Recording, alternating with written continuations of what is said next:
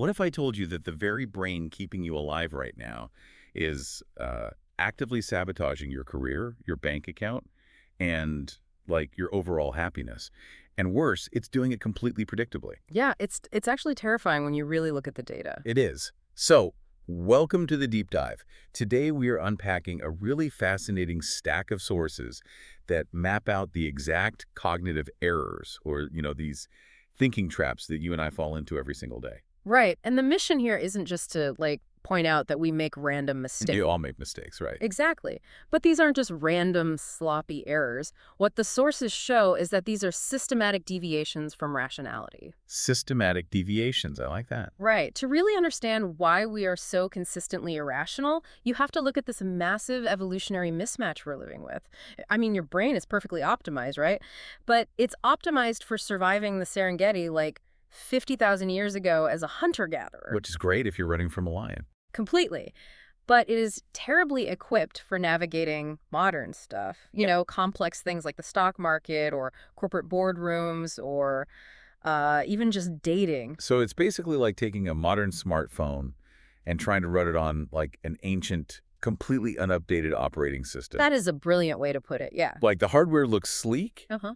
but the internal OS hasn't had a software patch since we were literally chasing wild boars with spears. Exactly. So naturally, the system is just going to crash when you ask it to, say, evaluate a 30-year mortgage. Right. And to understand how this ancient software glitches, the sources point out that we first have to look at how hilariously bad we are at perceiving success in other people. Oh, we are so bad at it. We are absolute victims of survivorship bias. Yeah, like there's this great example in the sources about Rito, right? The amateur musician. Oh, I love the Rito example. So Rito looks around and he just sees rock stars everywhere. They're on TV, they're dominating his social media feed, and his brain calculates his odds of success based on what's visible.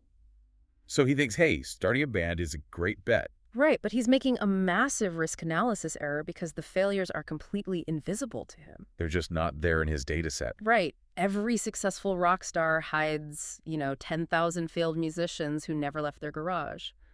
But the media doesn't write profiles on the 10,000 bands that broke up after 2 gigs. Yeah, you never see a headline like, local band plays empty dive bar and quits. Exactly. And we just lack the cognitive hardware to process that absent data. If we don't see the failures, our ancient OS assumes they don't exist. We see this in finance, too, with things like the Dow Jones Index. Oh, right, because it's just an index of survivors. Completely. It ignores all the companies that went bankrupt or faded away, so it totally distorts our realistic risk analysis. So to combat this, the sources suggest we have to actively visit the graveyards. Yes, the graveyards of failed projects and careers. Which sounds, a little morbid. A bit, yeah. But if you want to write a book, don't just look at the bestsellers. You have to force yourself to look at the hundreds of thousands of unpublished authors. It's the only way to ground your reality. Okay, I get the graveyard thing, but let me just push back on this for a second. Sure. Surely we can still learn from successful people, right? Like, Yeah. if I want to get in shape and I study the training routine of a professional swimmer and I just copy exactly what they do, I'll eventually get a swimmer's body. That's just cause and effect. Well, and this is fascinating. That assumption is actually the next major cognitive trap. It's called the swimmer's body illusion. Oh, wait, really? Yeah, and it perfectly categorizes how our brains desperately want to link correlation with causation. You are confusing the selection criteria with the result. Okay, walk me through that. How is that an illusion? So professional swimmers don't have perfect, broad-shouldered bodies solely because they swim all day. It's the other way around. They are good at swimming because they were genetically gifted with that specific body structure. The body is the selection criteria for the sport, not just the result of it. Oh, wow. That totally unravels so much marketing when you apply it to daily life. Oh, it ruins everything. Like those cosmetics commercials. The models were already naturally beautiful before they put on the $20 moisturizer. Exactly. The innate beauty got them cast in the commercial. And the sources mention Harvard too, right? Like, does Harvard make students brilliant, or do they just select people who are already brilliant? Exactly. Or think about expensive MBA programs. They market this idea that the degree will make you rich. But the kind of person who grinds through that application and pays that much money. They're already super ambitious. Right. The MBA just attracts ambitious people. It doesn't necessarily create them. So if our ancient brain makes us so blind to other people's success, we have to talk about our own self-assessment, which brings us to the ego trap. This is the really scary part. We are completely delusional about our own abilities. The overconfidence effect. I want to try this thought experiment from the sources with you, the listener, right now. Oh, this is a great one. So if you're listening, try to estimate the number of lovers Catherine the Great of Russia had. But you have to give a range, a minimum, and a maximum, where you are 98% sure the real number falls inside it. So you should only be wrong 2% of the time. Right. You could say between 0 and a million and win easily, but try to make it as tight as possible while still being 98% confident. And when researchers do this, most people give a really tight range, like maybe between 10 and 50. Which is wild, because historically she had around 40, but the actual number doesn't matter. What matters is the fail rate. People don't get this wrong 2% of the time. They get it wrong 40% of the time. 40%. It's a massive failure in how we judge our own knowledge. And the most terrifying part, especially in the corporate world, is that experts suffer from this even more than average people. They really do. A world-class economics professor predicting oil prices is statistically just as wrong as a random guy on the street. But their deep knowledge makes them dangerously more confident. Like those restaurant owners who open places that fail in 3 years, but they are absolutely certain they'll be the exception. Right. They basically end up subsidizing their customers' meals with their life savings. Or the Sydney Opera House. The sources bring that up. The budget blowouts there were legendary, and those are world-class experts operating under this exact delusion of control. Yeah, and this overconfidence is heavily protected by what I'd call the mother of all cognitive biases, confirmation bias. Confirmation bias. The tendency to just filter new information so it fits whatever we already believe. Exactly. We actively ignore or discredit anything that contradicts our worldview. You see this in corporate boardrooms all the time. A board introduces a new strategy, and every tiny positive metric is celebrated as proof it's genius. But the negative metrics? Oh, they just dismiss those as special cases or, unforeseen macroeconomic difficulties. Right, because holding contradictory ideas causes literal psychological distress. So your brain just erases the negative data to protect your ego. Which is why Charles Darwin's countermeasure is so brilliant. The sources highlight this.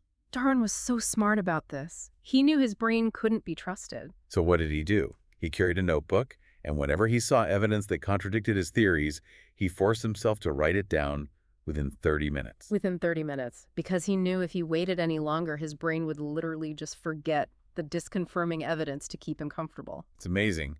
So our ego makes us overconfident, and our brain edits our memories. But that's just us alone. Right, it gets worse in groups. Yeah, because we have this evolutionary fear of being abandoned by the tribe, which leads us to social proof, or groupthink. Going back to the Serengeti, right? 50,000 years ago, if your friends suddenly started sprinting away, you didn't pause to analyze if it was a lion or just a shadow. No, you just ran.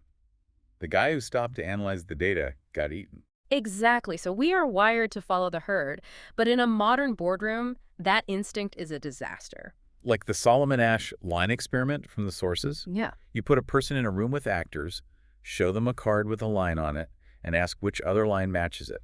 It's obviously line A.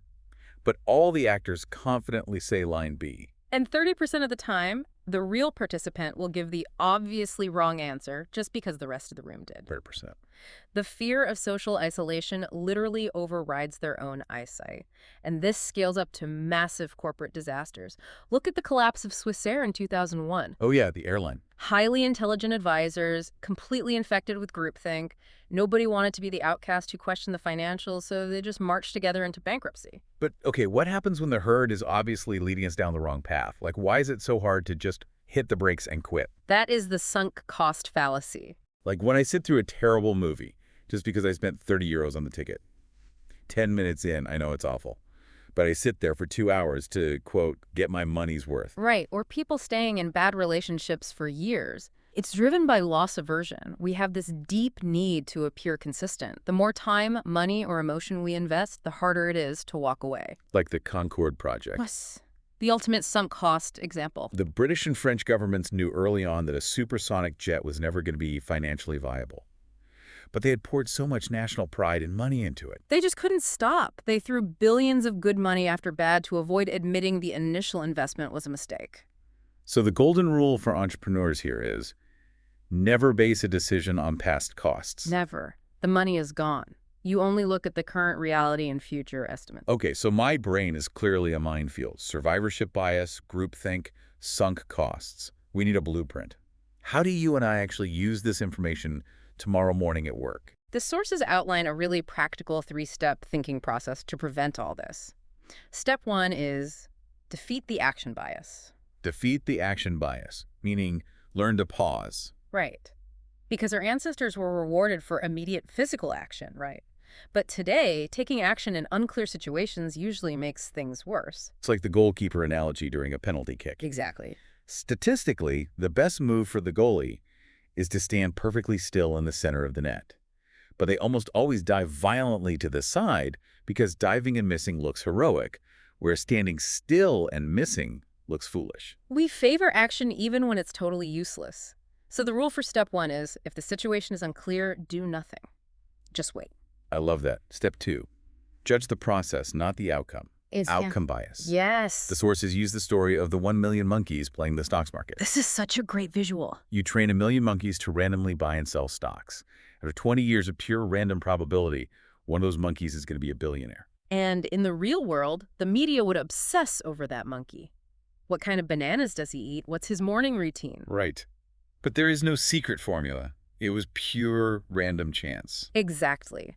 You can never evaluate a decision strictly by its result. Like, evaluating surgeons, if one surgeon has no patients die and another loses 2, we assume the first is better. But with a tiny sample size, a terrible decision can work out by pure luck, and a brilliant decision can fail due to bad luck. Right, so the rule is evaluate the logic of the decision-making process itself, completely ignoring the final score. Exactly. And that brings us to step 3. Kill your darlings. Kill your darlings. This is how we defeat confirmation bias. Back to Darwin's 30-minute notebook. You have to seek out disconfirming evidence. You have to play devil's advocate with your own beliefs. So if I draft a brilliant business plan, I need to sit down and force myself to find 5 reasons why it will bankrupt me. Yes. Because if you can't find reasons why your plan might fail, you aren't thinking hard enough. You're just letting your ego protect your idea. Wow. Okay, this has been deeply eye-opening. And if there is one single life-changing takeaway that you can apply immediately from this deep dive, it's this. Yeah. Stop letting the media spotlight on survivors dictate your risk analysis. Yes, absolutely. Before you start that new business or change careers or invest, actively go out and study the graveyard of people who failed. It is a sad tour, but it will honestly save your life. It really will. And I'll leave you with one final kind of mind-expanding thought from the sources on inductive reasoning. Okay, lay it on me. So we have this turkey, right, fed every single day by the farmer.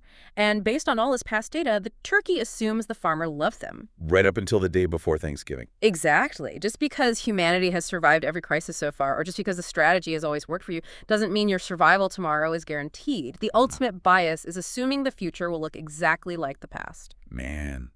So next time you feel absolutely certain about a major decision, just pause. Go look for the graveyard and question everything you think you know. Thanks for joining us on this deep dive.